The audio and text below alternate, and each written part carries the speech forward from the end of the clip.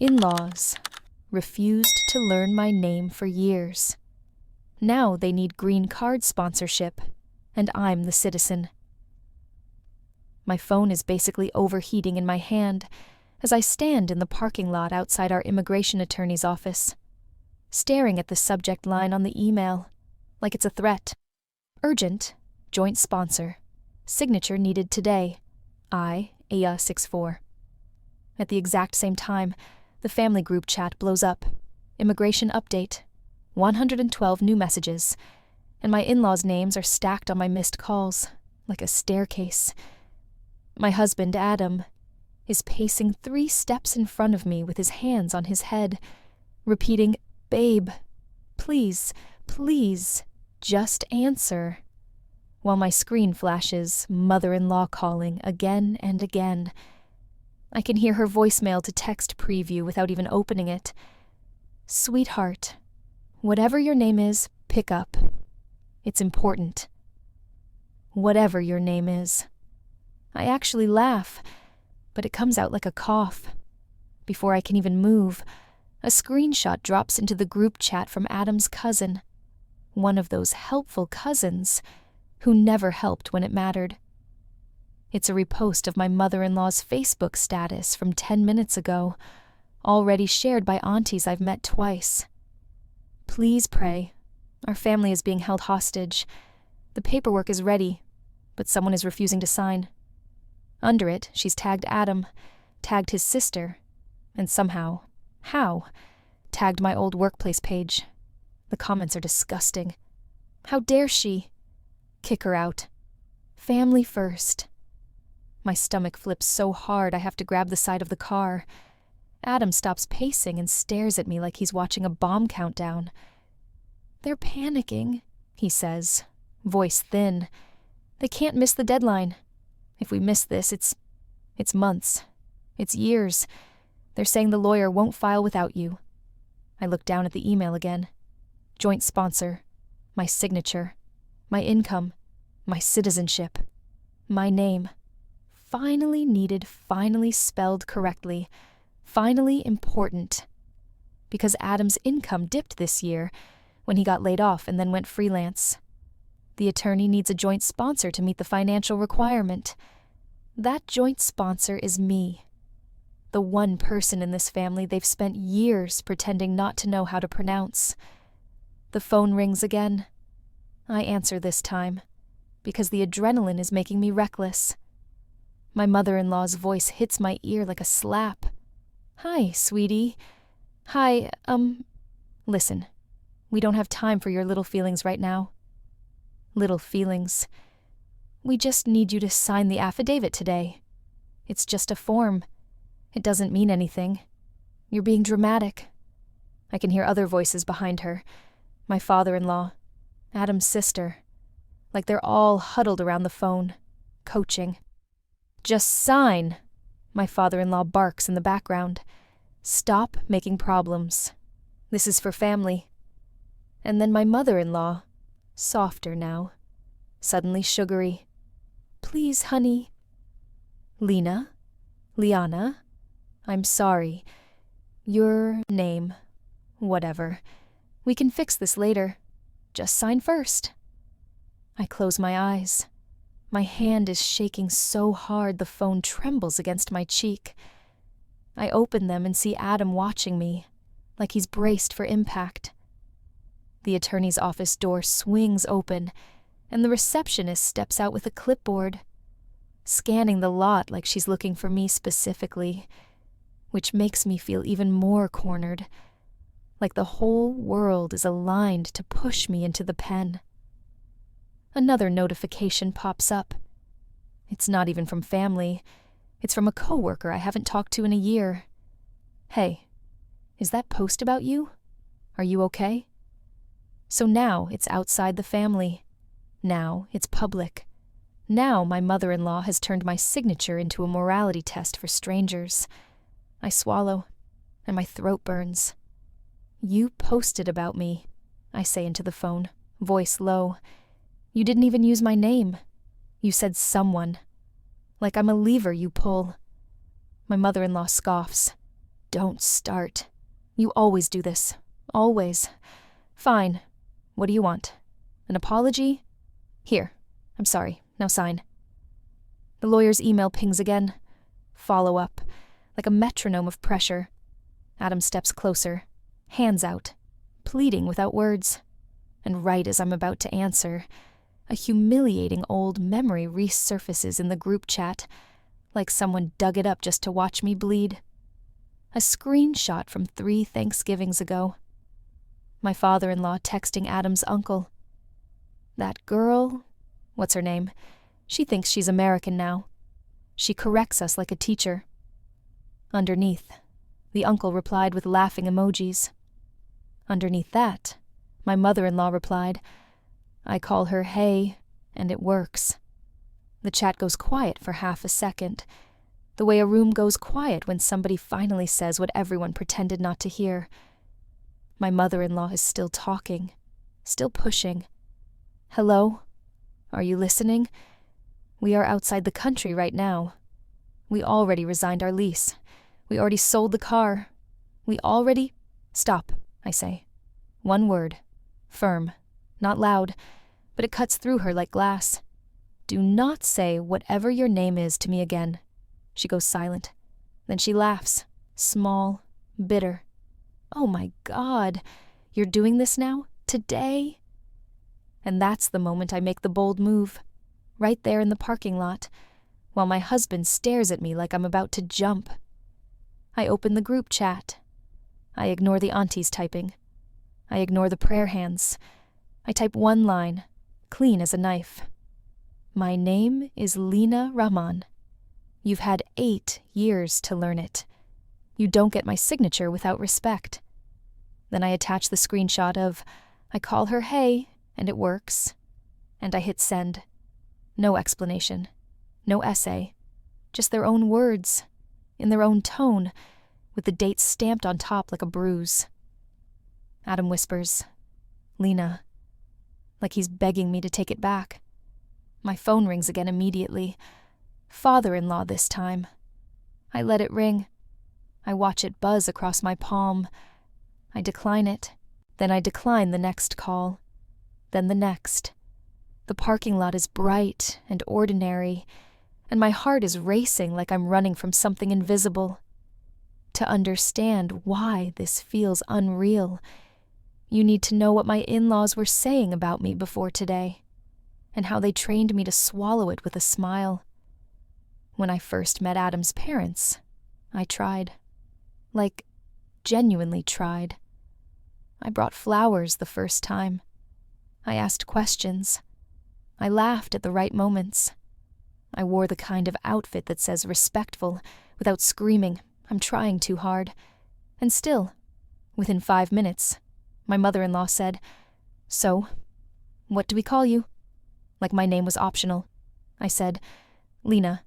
She repeated it wrong. Lena. I corrected gently. Lena. She waved her hand. Close enough. At first, I told myself it was just habit. Maybe she was nervous. Maybe she struggled with names. Except she never struggled with anyone else's. She could memorize the name of a new neighbor's dog after one meeting. She could list Adam's co-workers by first and last name. She could pronounce charcuterie after one YouTube video. But my name, 4 letters, became a running joke.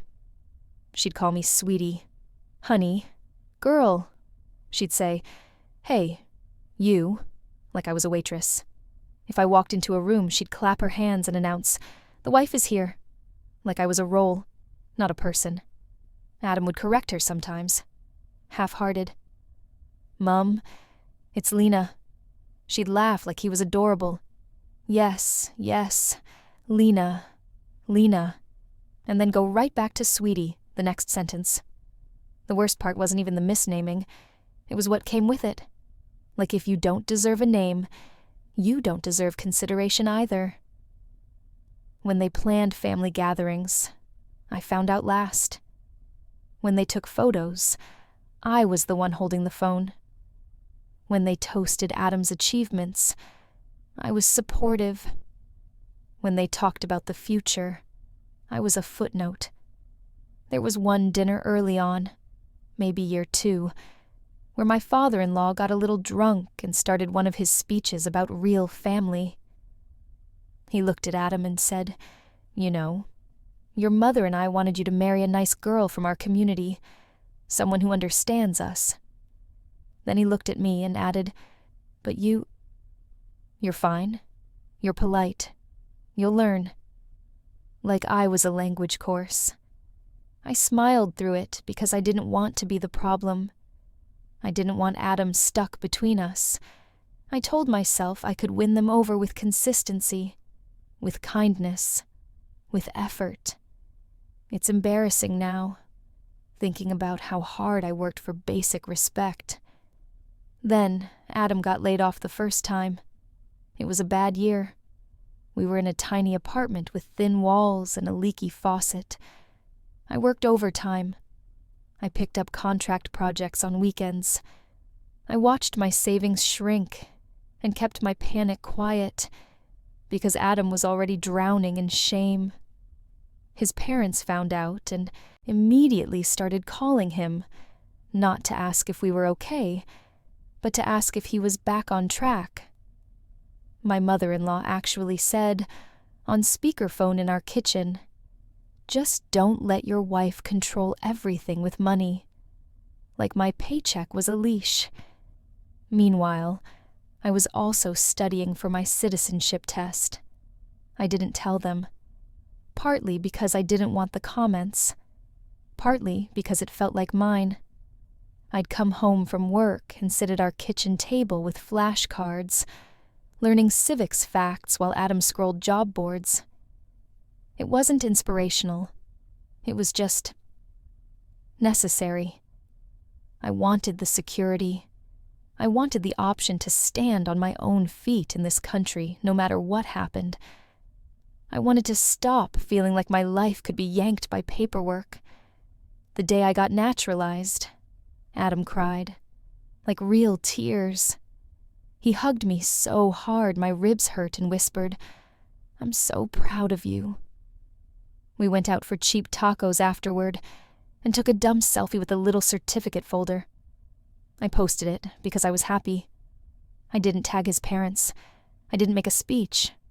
I just wrote, "Today, I became a citizen." His mother commented within 10 minutes, "Congratulations, Lena," with a question mark. Like even in celebration, my name was still up for debate. That should have been the moment I set the boundary. I didn't. I swallowed it. Again. Because that's what I'd been trained to do. Over the years, the disrespect got more casual, which somehow made it worse. They'd forget my birthday, but remember to ask what we were bringing for dinner. They'd invite Adam to family brunch, and then act surprised when he said, "Lena's coming too." My mother-in-law would say, "Oh, of course she can come," like I was an extra chair, not his spouse. And every time I corrected my name, she'd sigh like I was exhausting. The only person who consistently treated me like a human was Adam's grandmother. She learned my name in one day. She'd say, "Lena, come sit." And she'd pat the couch beside her like she was saving a place for me in the family that nobody else wanted me to have. When she died, my mother-in-law cried on my shoulder and called me sweetie through the whole funeral. Not once did she say my name. Then this immigration situation happened, and it didn't start the way people think it starts. There was no dramatic, "we need your help" moment at first. It started with my father-in-law's vague phone calls about planning. He and my mother-in-law had been on a long visitor stay, and then went back home. They'd been hinting for years about moving permanently. Adam would shrug and say, "They talk. They won't do it." But then his sister got engaged to someone in another state, and suddenly the parents panicked about being left behind. They decided they needed a green card now. Immediately. Like ordering one online. Adam, being Adam, said yes before thinking. "We'll help," he promised on a family call, while I sat next to him, invisible, listening. His mother-in-law, my mother-in-law, actually said, "Of course you will. You're our son." Then she added, like a casual footnote, "And your wife, too. Whoever." I should have corrected her right then. I didn't. Again. The process moved faster than I expected because they hired an attorney in a rush. There were stacks of forms, lists of documents, requests for tax returns, proof of income. Adam's income was shaky after layoffs and freelancing, and the attorney flagged it early. You may need a joint sponsor. A joint sponsor. Someone with stable income. Someone with citizenship or permanent residency. Someone like me. When the attorney first mentioned it, Adam looked at me like it was obvious. "You can do it, right?" he asked, soft. "It's just paperwork." "It's not just paperwork," I said. "It's a financial commitment." He nodded, but his eyes begged. "But they're my parents." And here's the thing nobody likes admitting. I wasn't against helping them because I'm petty. I was against it because I know what kind of people they are when they think they have you. If I sign, I'm not just supporting their immigration process. I'm attaching myself legally and financially to people who have spent years treating me like a nameless tool. The moment I become useful, they don't suddenly become kind. They become entitled. So I told Adam I needed time. I told him I needed respect, at minimum. "They can't even learn my name," I said. "Why would I sign something serious for them?" Adam did that thing he does when he's uncomfortable, half defends, half minimizes. "They're old school," he said. "They don't mean it." Then he added without thinking, "Just ignore it. Ignore it. Like I haven't been ignoring it for 8 years. I finally sat Adam down in our living room a week ago and said, "I'll consider being a joint sponsor if your parents can do one basic thing. Say my name. Correctly, consistently, and stop talking about me like I'm the obstacle." Adam promised he'd talk to them. He tried. I know he tried, because I heard the phone call. "Mum," he said, "you need to respect Lena. We need her help. Don't call her whoever." His mother laughed. "Oh my God, Adam. She's so sensitive." "Fine. Lena. Whatever. Tell her to sign." Tell her to sign. That's what brought us to today.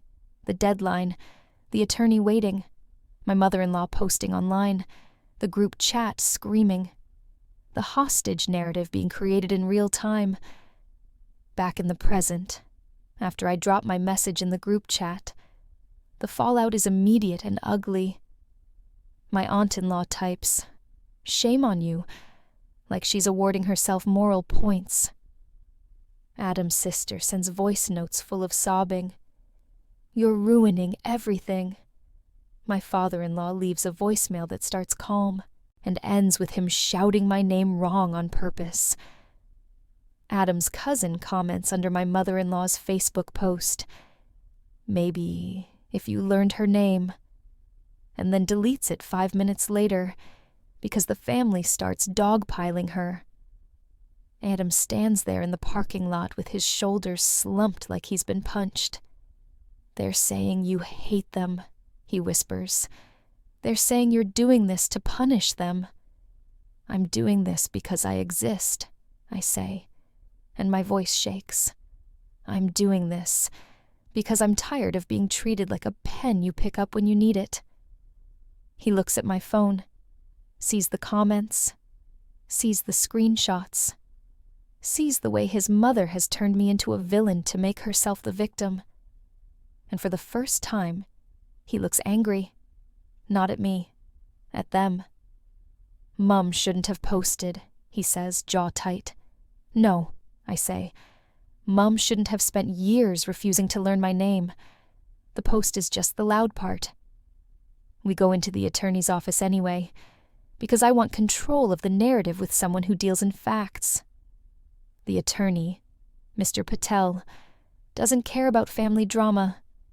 He cares about signatures, obligations, and risk. He looks at me and says, "You are not required to be a joint sponsor. If you choose to, understand what it means. If you choose not to, that is your right." He says it so plainly it feels like permission I didn't know I needed. Adam's phone buzzes. He glances and winces. "My dad says he'll never forgive you," he reads aloud, then stops because he realizes how stupid that sounds, given what they've done. Mr. Patel asks, "Would you like me to communicate with them?" And something in my chest loosens. Yes. Please. Yes. I hand him my phone and show him the Facebook post. He raises his eyebrows.